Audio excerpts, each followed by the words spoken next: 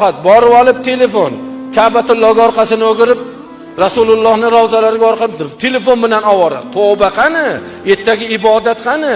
Boshqa yer yuzini masjidlarida o'qilingan 100,000 rakatdan savobi ulug' deb turibdi. Nega ibodat qilmayapsiz borib turib?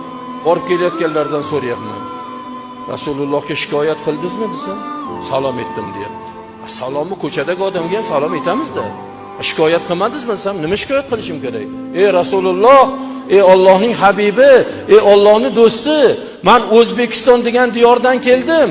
Men bu yerga sayohat, tijorat uchun kelganim yo'q, sovg'a salom olish uchun kelganim yo'q.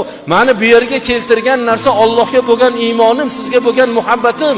Chunki siz qaysi bir zamonda, qaysi bir ummatim meni vafotimdan keyin kelsa ham tirikligimda kelgan bilan barobar degan ekansiz. Men sizni muhabbatingiz uchun keldim. Shu muhabbat meni tortib keldi. Men endi sizga shikoyatim bor. Ey Rasululloh, men bir oilani boshqaryapman. Farzandlarim Xudoni tanimaydi. Ichib yurganlari bor. Aka-ukalarim hali peshonasi sajdaga yetmagan, masjidga qadami yetmagan. Ayollarim ro'mol o'ramaydi, qizlarim ishton kiymaydi. Qancha yurtdoshlarim harom bo'lgan narsalarni ichib, chekib yuribdi. Shular ham musulmon. Ey Allohning rasuli, men sizga shulardan shikoyat qilib keldim. Shularga Xudo hidoyat bersin deb demadingmi desam, menga o'rgatmadingiz-ku bular ketishdan oldin dedi. Sen keldingmi men oldimga? Hajga ketyapman, nima qilay dedingmi? Rasulullohning tug'ilgan mahallalariga bordingmi desam, yo'q dedi. Hadicha onamning qabrlariga bordingmi desam, yo'q dedi. Hiro g'origa chiqib savrga chiqdingmi desam, 1 soatlik yo'l ekan dedi. Badbaxt, dunyoda mol uchun, pul uchun necha soatlab yo'llar yuribsan. Shu 1 soatlik masofani sen ayadingmi? Nimayni joningni ayadingmi sen? Shu yerga Rasulullohning qadamlari tekkan deb borib duo qilmaysanmi? O'sha joylarda 2 rakat namoz o'qimaysanmi?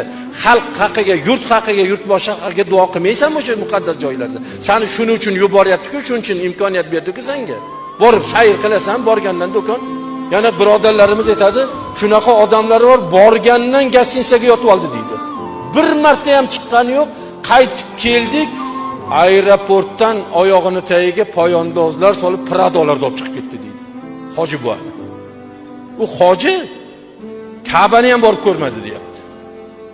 Mana g'aflat. Qani Xudodan qo'rqish? Qani Xudo nimaga ularni o'sha gostinsadan chiqarmadi? Xudoy taolo uni dunyoda o'tkazgan umri uchun Ka'batullohni rashk qildi, undan qizg'ondi, uni ko'rgisini ko'rsatishni xohlamaganligi uchun. O'zimizda ham bugun masjidga bormayapmizmi? Bugun borib jamoat orasida namoz o'qiy olmayapmizmi? Bugun umrimiz o'sha ulfat alkashlar ichida o'tyaptimi? Xudoy taolo bizni qilib yurgan ishlarimiz sababidan masjidga qadamimizni bosishni xohlamayapti. Bizni borg'izmayapti, shuning uchun bora olmayapmiz. Qani qo'lingizdan kelsa borib ko'ring-chi.